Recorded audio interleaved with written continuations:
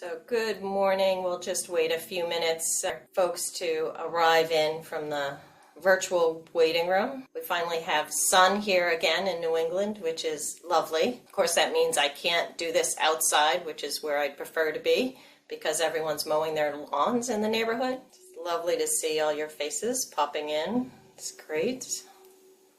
So many of you are familiar. Well, we'll kind of slowly get started. I'm Suzanne.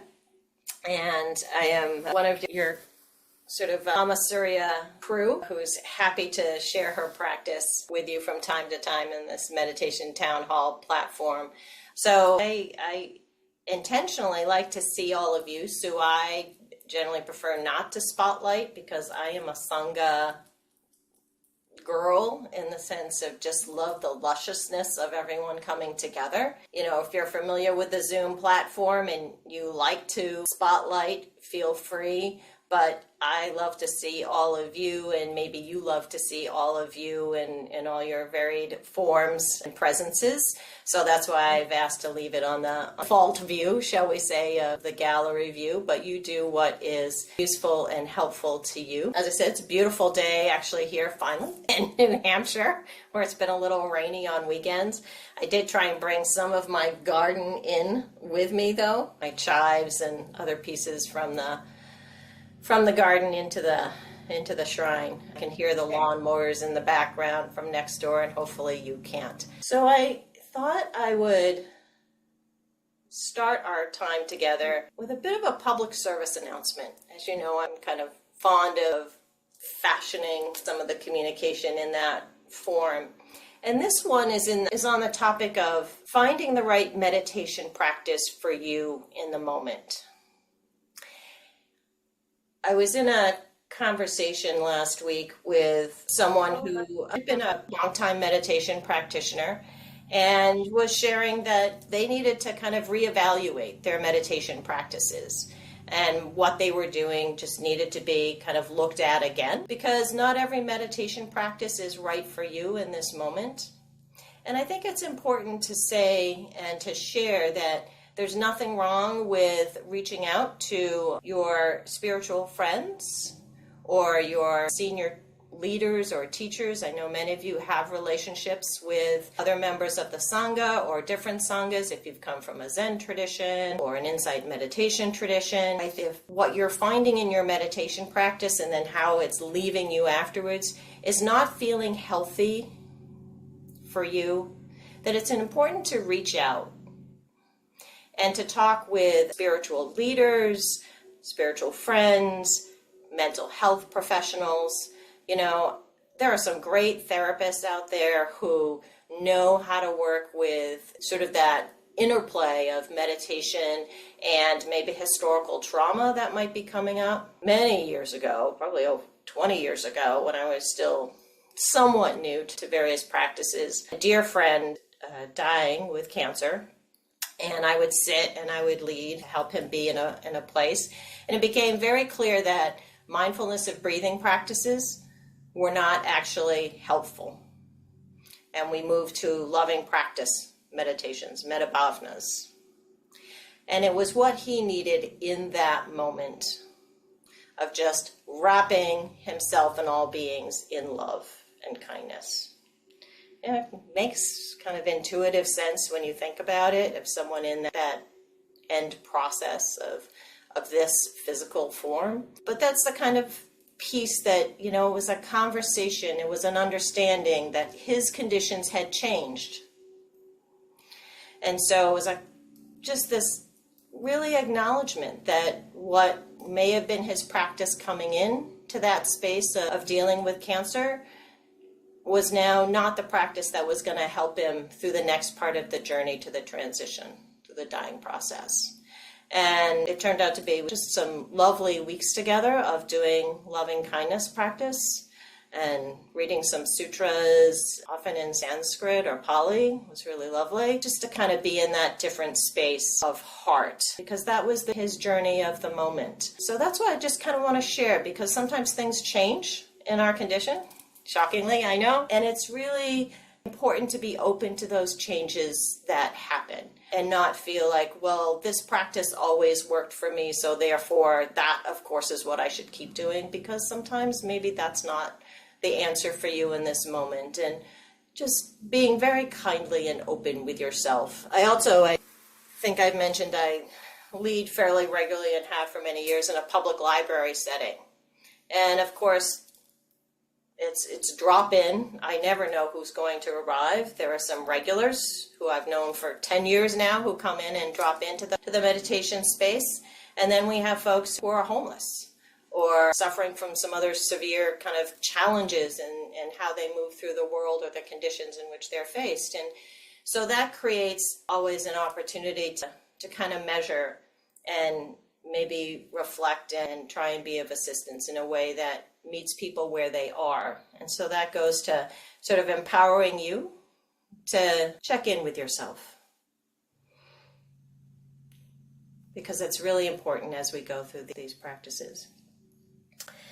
And I think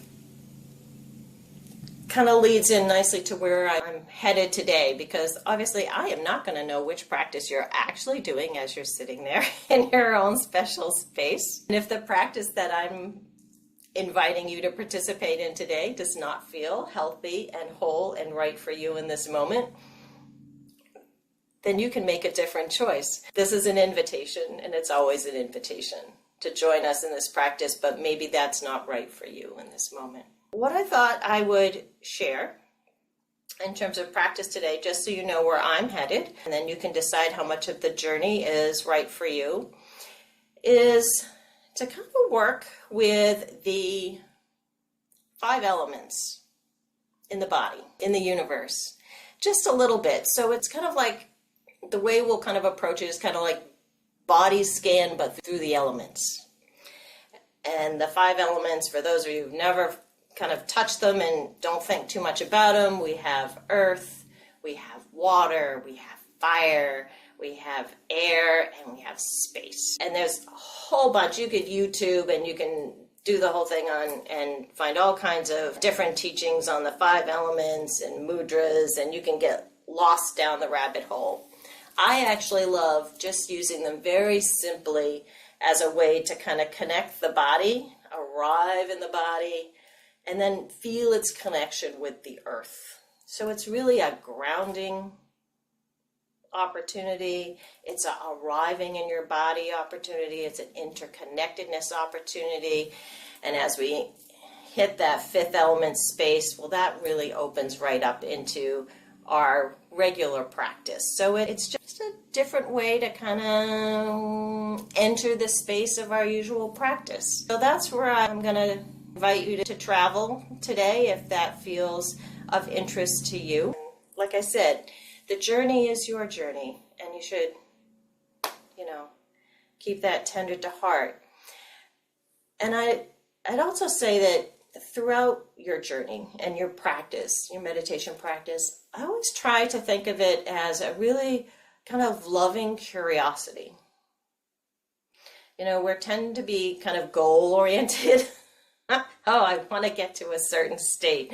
I want to achieve a certain level of insight and wisdom or an experience of bliss.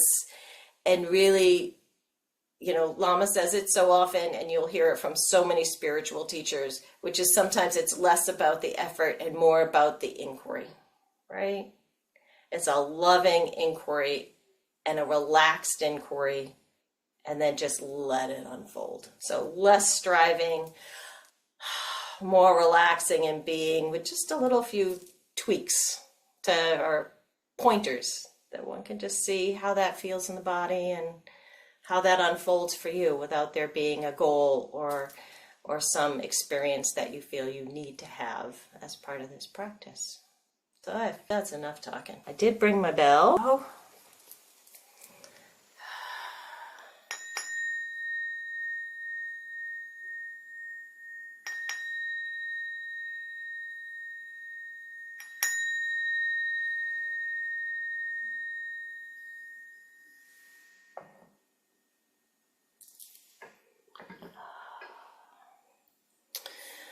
All right, why don't we do the 4 immeasurables just to kind of warm us up slightly, and then we'll dive right in.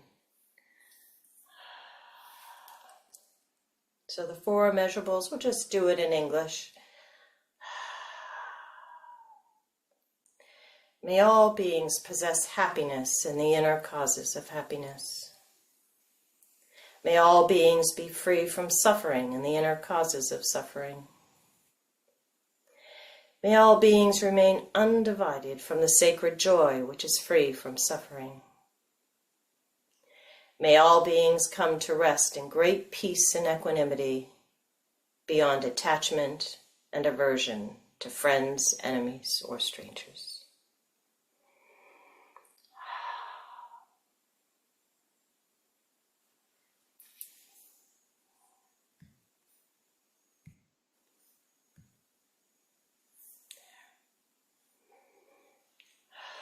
All right. So take your seat, if you haven't already.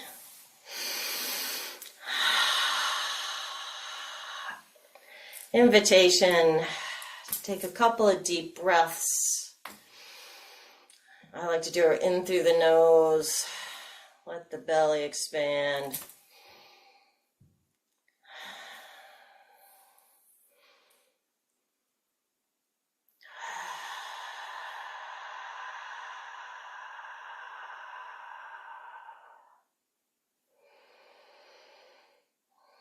Letting that weight drop into the cushion, the seat. For me, it's also letting the energy go down. Talking too much.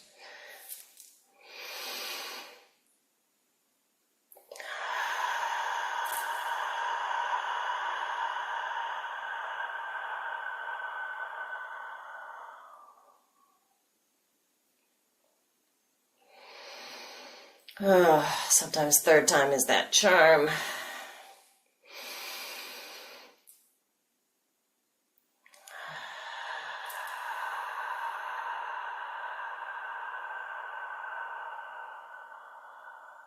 Love that exhale.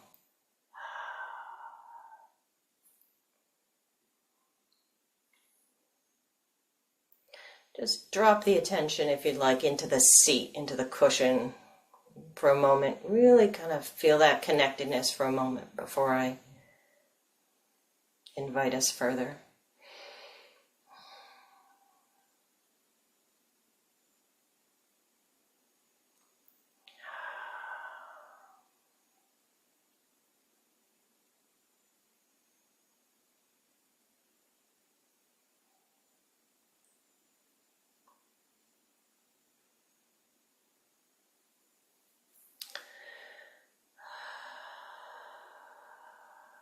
So, as I mentioned, we'll do an invitation here to explore the elements. And we start with the earth element. And see if you can find that earth element in the body. So traditionally it's your flesh, your bones, it's what's giving you some stability and this uprightness.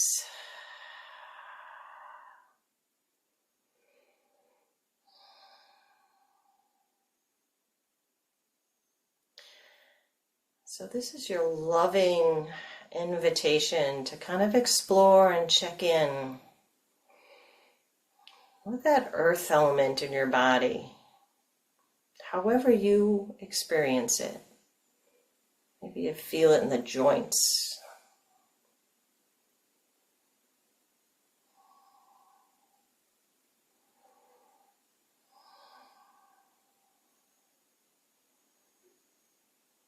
Or the vertebrae and stacked on top of each other, holding the head up.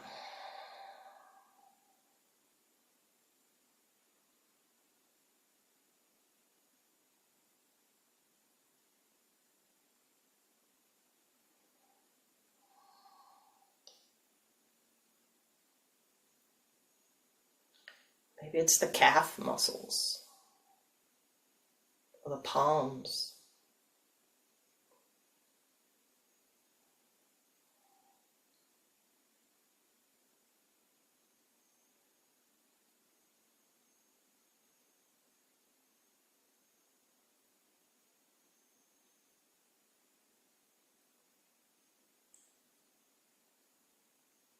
Maybe it feels more molecular. You can take your science piece. Well, there's all that food we consume from the earth into the body, creating the body.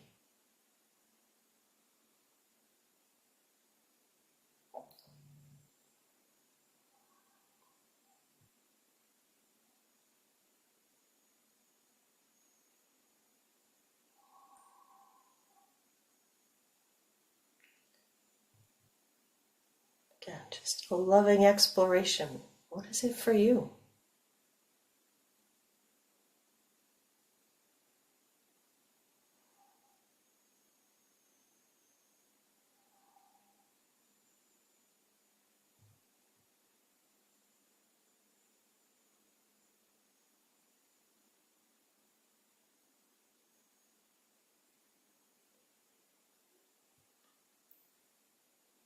How does that earth element feel in your body?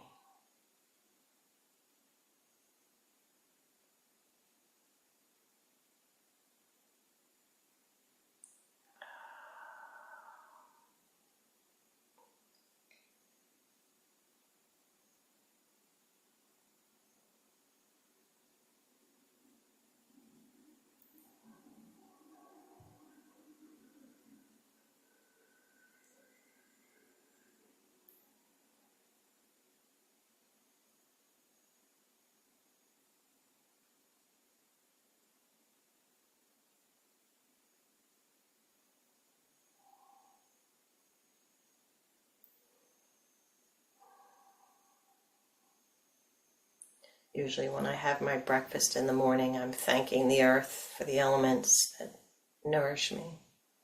Yeah.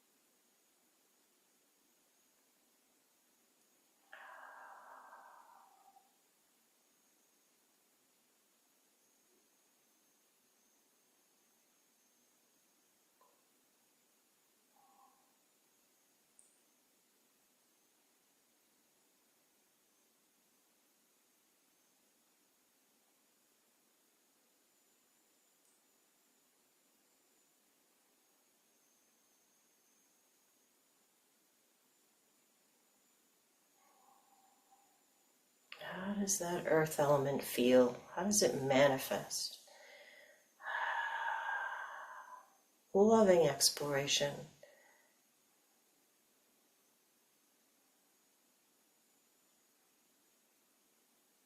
Stable, unstable. The bones, the muscles, the sinews.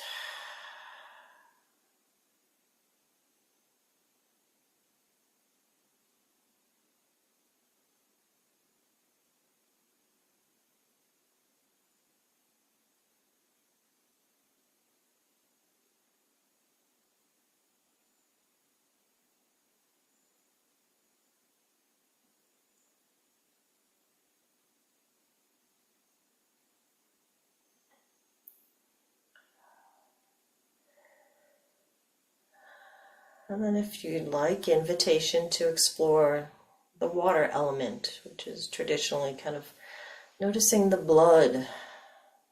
But I also think it includes, I've done it this way and with others, the saliva, the other water elements in the body.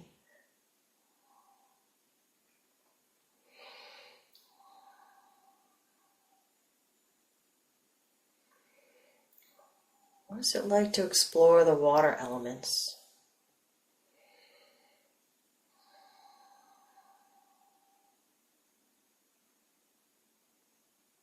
Always notice the water element in the mouth.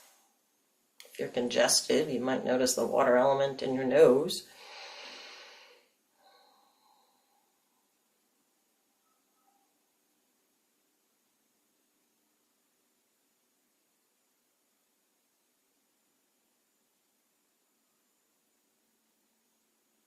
Of course, there's actually a lot of water in our body.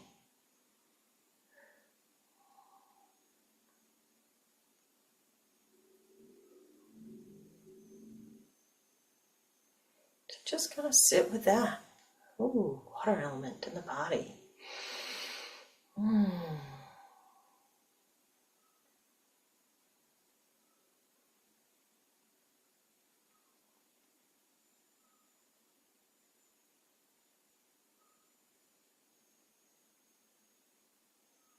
If you had a lot of coffee this morning, you may really notice the water element.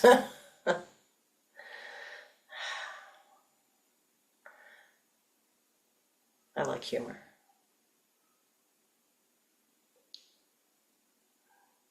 No working too hard.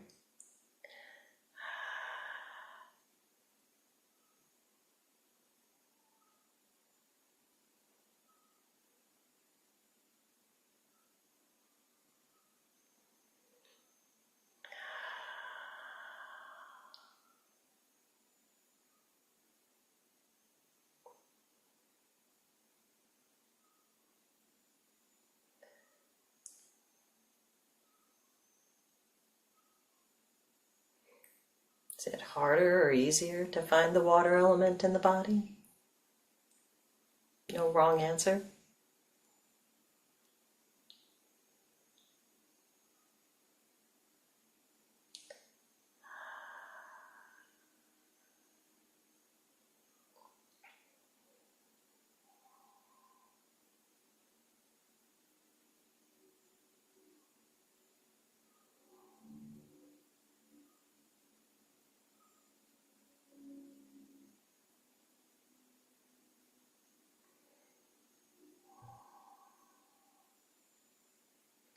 And the water is so essential to our life. Coming in, going out.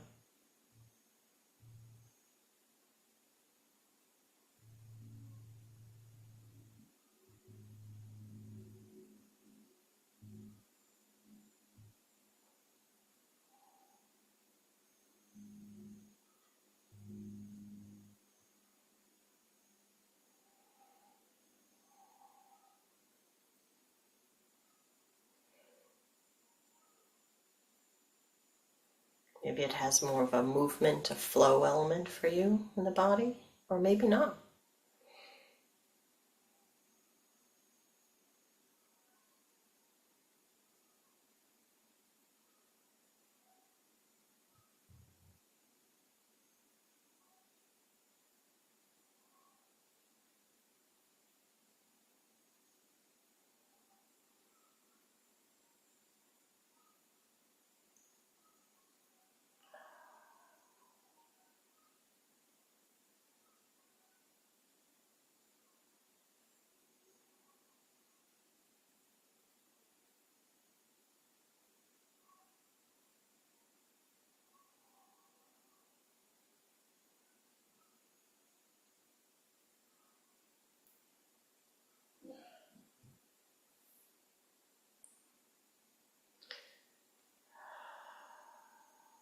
And then if you're ready, if you're so inclined, see if you can explore that fire, that heat element in the body.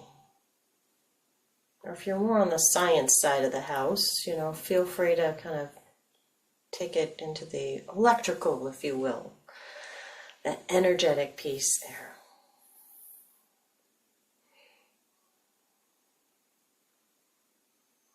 What does that feel like in the body? We certainly know when we're cold.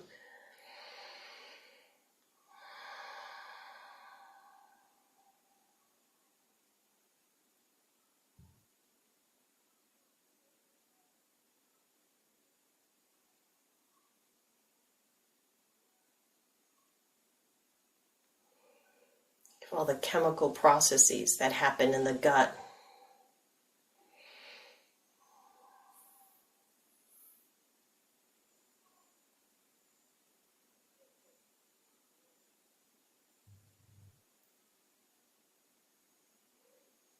What might that fire element have its expression of for you in the body? We have the earth, got the water, fire.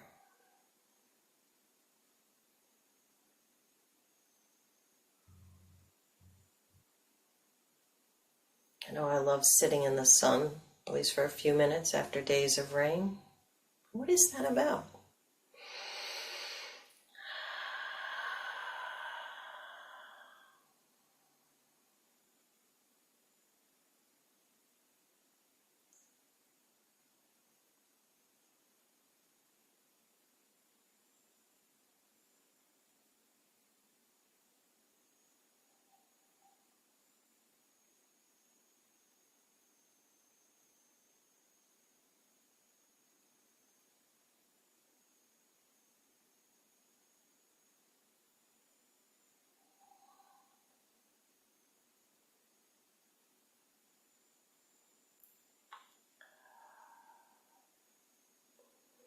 Where do you feel that fire element, if you feel it at all? Again, just a loving exploration.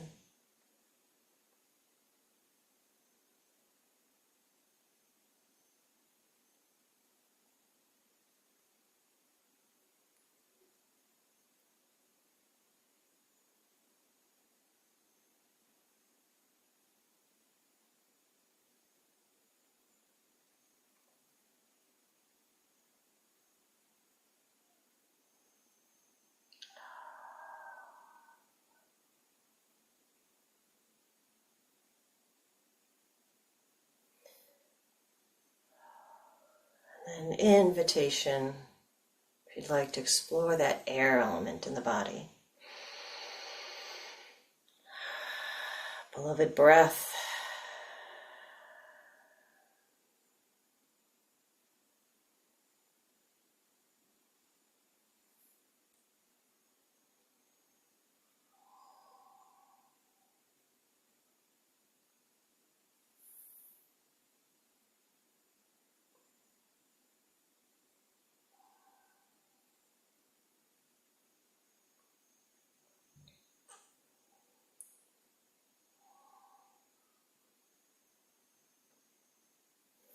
Maybe you're noticing how the breath is just moving the other elements around or interconnected with the other elements. That earth element, the water element, the fire element.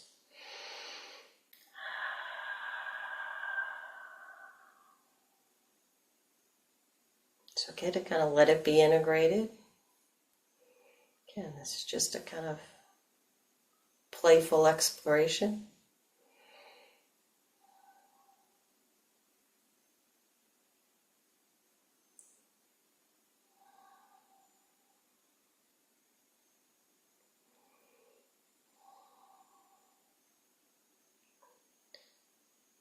Sometimes we just get into that habit of thinking the meditation is kind of just here or just here.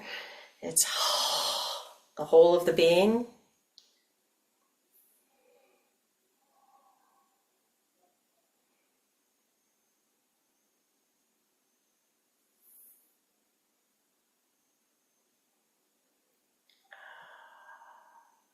There's that air element.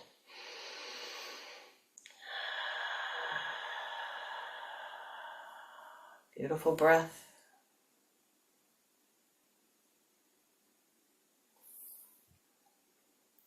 Maybe you also see it somewhere else in the body, that air element.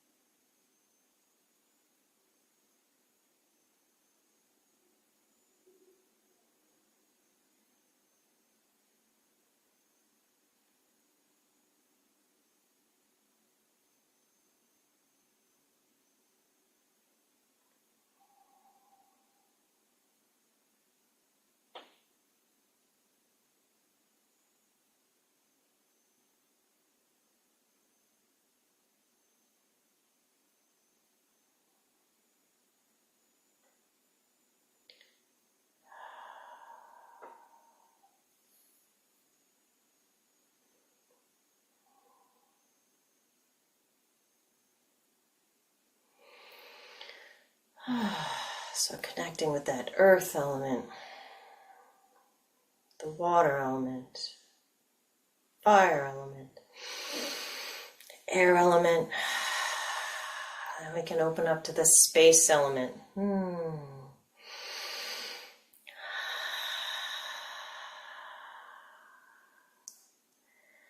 Take a moment, really see if you can connect with all of these other four elements sort of in this space. So take it a bit physical first if you'd like.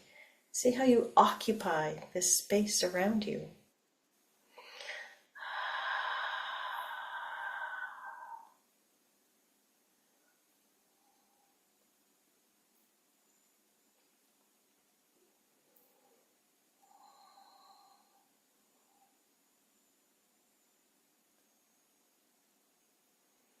This body, in this moment.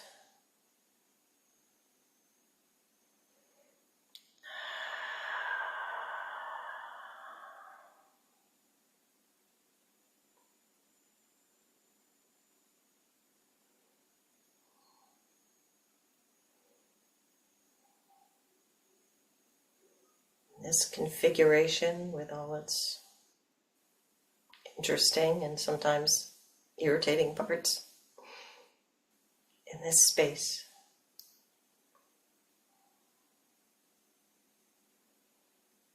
If your hands are resting on your lap, maybe you notice the space between your fingers.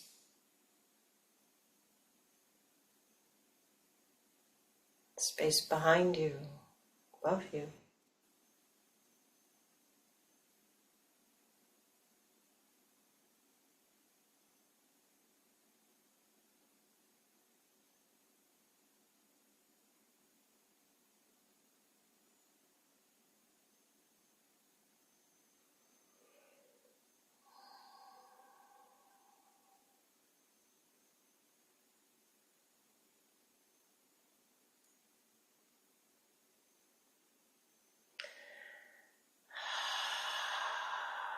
And then when you're ready, just sort of flip that mirror, if you will, on who's watching, who's witnessing, who's checking this all out. Walk ourselves right into the space of our own mind, our own consciousness. Walk right into pure awareness, presence.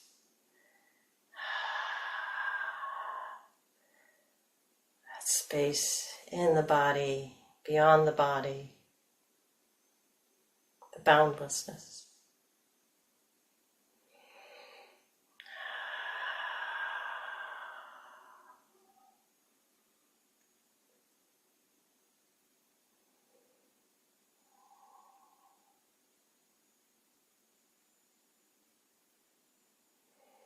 Letting the boundaries drop.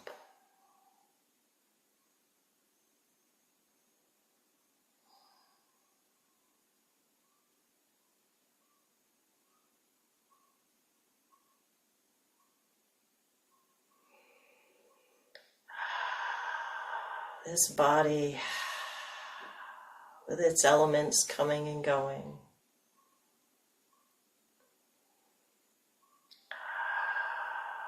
Fully present.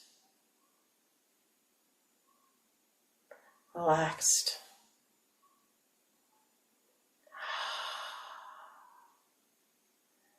Open to the space of your mind, of your heart, of everything around you. Nothing to do but to be in this space. To rest in awareness. Rest with the coming and the going.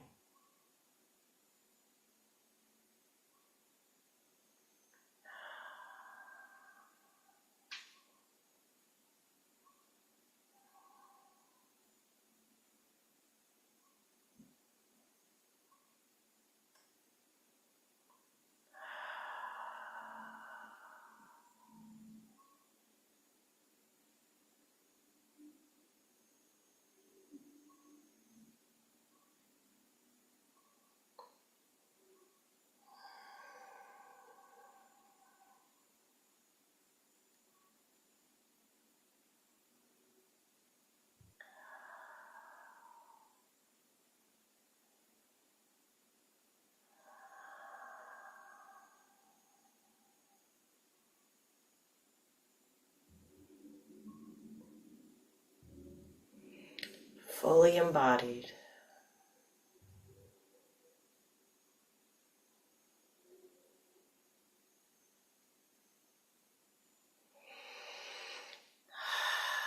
Lovingly present.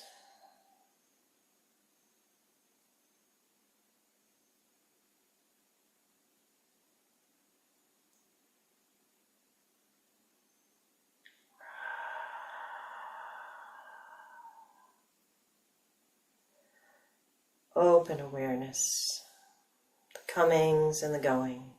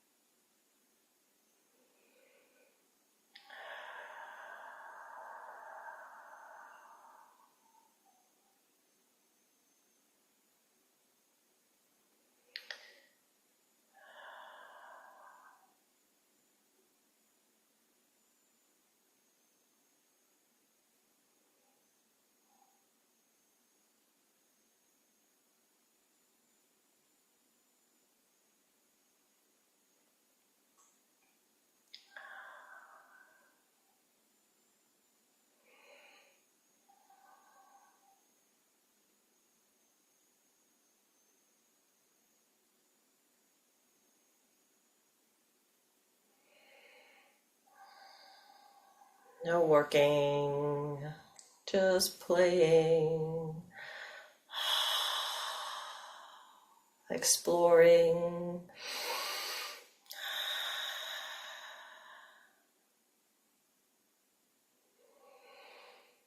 You can always go right back to the body. All of those elements. Right back to the earth. Let it hold you. Let it help you. It's in and out.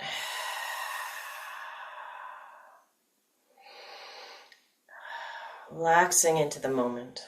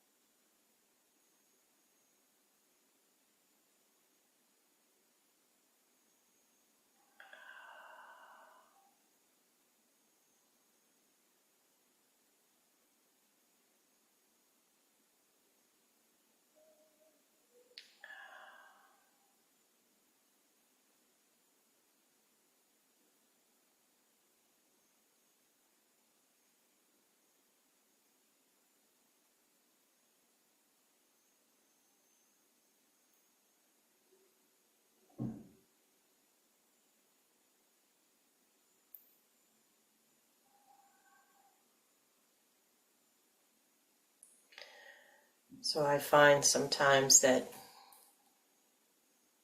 if I'm looking out with eyes of awareness, and it seems a bit too up here and limited, I drop that first into the heart. As if looking out with your Buddha eyes, your Buddha nature through the heart, you can even bring it down to the hara, to the lower belly. A real earthy, elemental effort, and as if you're looking out, eyes of awareness right through the lower belly, into that space element, the rest element, the being element. Bring it down, ground it, embodied, present, lusciously present.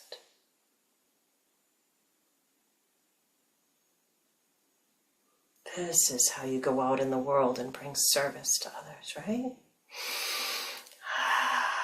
Embodied.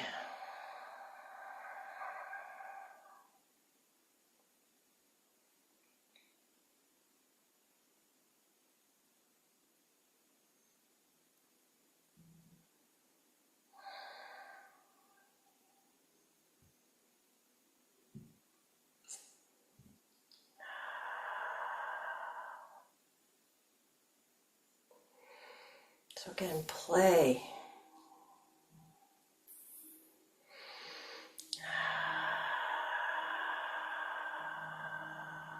Rest.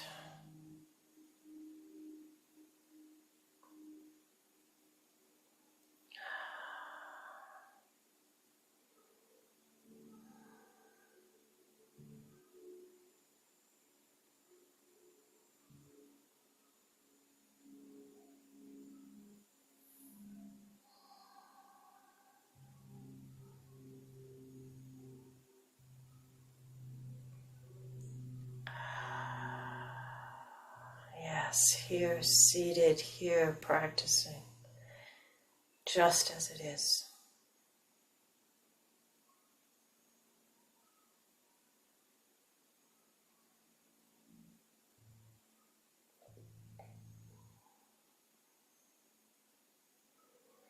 Letting your radiance, your presence just shine through.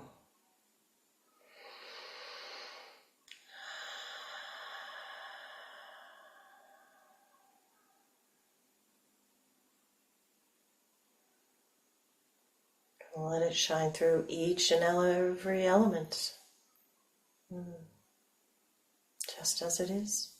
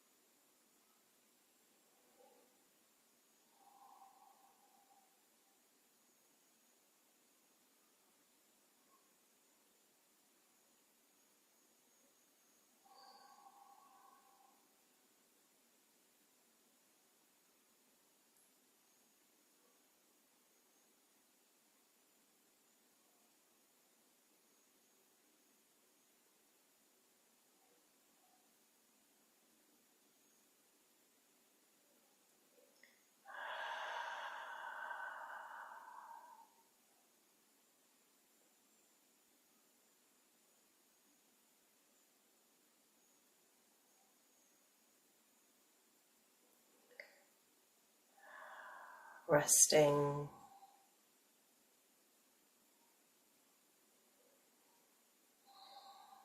And yet awake.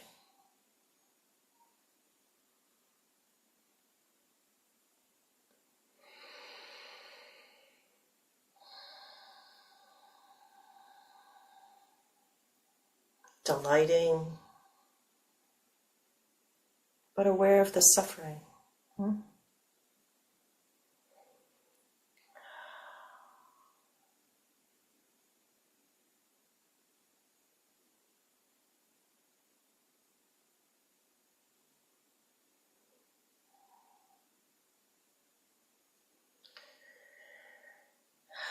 I invite you for just the next couple minutes as we close out. Let's send a little love and kindness. Let's really intentionally, if you'd like, let that just kind of shine out into the world in any way that works for you. Here to the community,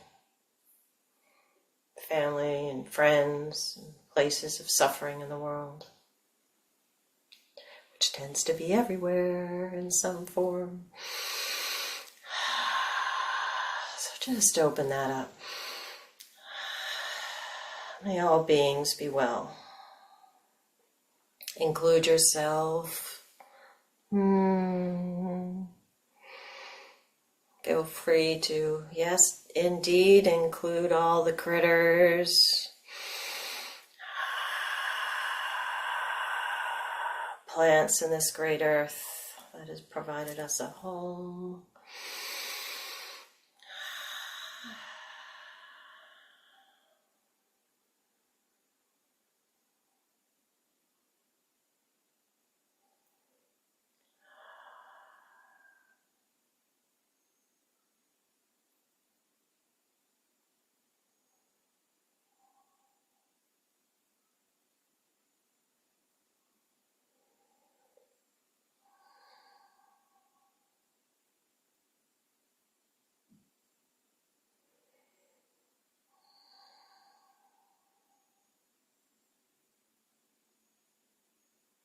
Great love, timeless love, boundless love.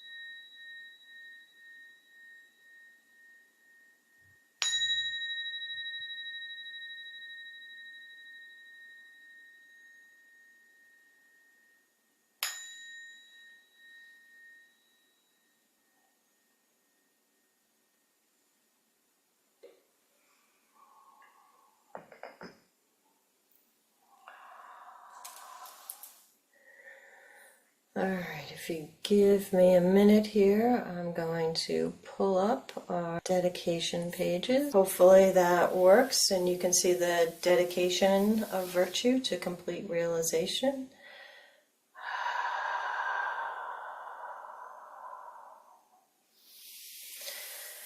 So we'll do it in the Tibetan and the English. Gewa di no du dag, zoppa genpo drukyone, droa chikyang malupa, dei sala gopar shok. Through this virtue may we swiftly realize and fully embody the natural great perfection, and thereby bring all without exception to its complete realization. And we'll do our bodhicitta dedication. Jangchub semtro krimpo she, makke panam ke gyorshik, kepa nempa mepa yang, gonne gondu pelwar shok. May the pure, brilliant sun of bodhicitta dawn in each and every heart and mind, dispelling the darkness of suffering and confusion, unstoppably until all are illumined and awakened.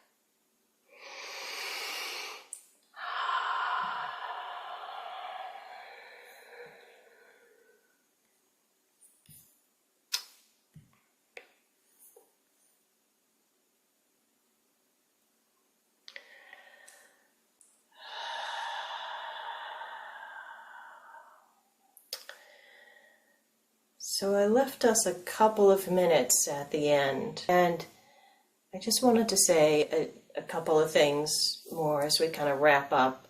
Mama Roger's always talking so beautifully about finding our path through service and ways of kind of being in the world and how to answer that spiritual question that we may have. And I think one of the reasons I spend a lot of time making sure I'm as embodied as I can be in my practice and as I move through the world is because that is, from my perspective, and I think you would hear from others, is how we kind of come out there. You know, if we're going to be in the world, we need to take all of us. It's not just here. I mean, and it is also here. I mean, we can do a lot from our cushion, you know, sending loving kindness into the world. I do think that's real. I feel it. I felt it. It's awesome. But a lot of times we're called to also be in communication with others and in space. And you got to take it all with you. And it can be messy. You got to take it all with you. And so staying embodied and bringing that presence infused in every cell of your being. I personally need to spend a lot of time making sure I stay connected, that I'm grounded, that I'm really present. So that's why my practices are usually start with, finish with, whether it's the bowing or some version of a body scan or a grounding or connecting with the earth and the elements is so important, at least to me. Of course, I also have other physical practices. I mean, Menla, as you know, for those of you who've been on retreat with her, just does a lovely way of kind of helping us with our Tibetan breathing yoga practices. There's Tai Chi, there's Qigong, there's other ways to help kind of carry that embodiment of presence, and plenty of ways to do it. Frankly, I love to garden, and that is sometimes a way that I'm embodying and kind of being in a nice, luscious practice mode that's also giving me wonderful food on the table. Entertainingly, some of the best food is the food that I didn't plant but just comes up again. Oh, okay, I can eat this. Which is really entertaining and a teaching, right? What I didn't plant but is actually there in my garden and edible. How sweet it is, right? An event, so there's my kind of entertaining moment. So I will kind of stop there. I know I with the public service announcement at the beginning, which is, check in with your practice and make sure you're doing what is right and healthy and whole for you, and connecting with your, if you have trauma or you have mental illnesses, that you're working with a professional, that's great, and I encourage that. Or reaching out to other teachers and your spiritual friends to check in, make sure your meditation practice is what you need it to be in this moment for the conditions in your life right now, because they do change, they're not static. And it's important that you honor those changing conditions and meet yourself where you are. Yeah. So I'll stop there. If anyone has a quick sharing or a question, we've got a couple minutes, but I'm mindful of time. So.